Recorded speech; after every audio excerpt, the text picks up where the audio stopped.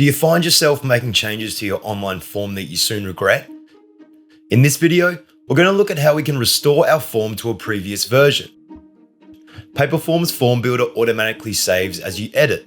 This means it's hard to lose your changes, and we can also revert our form to a previously saved version.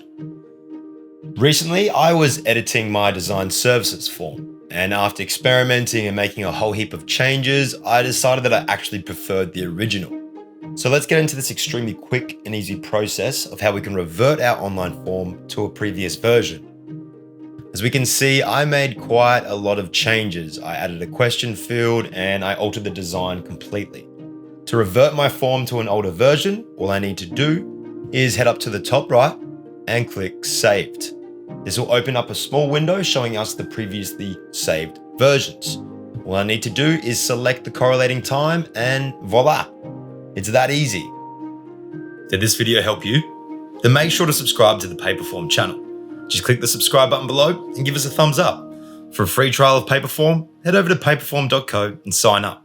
There's no credit card details required. Good luck and happy form making.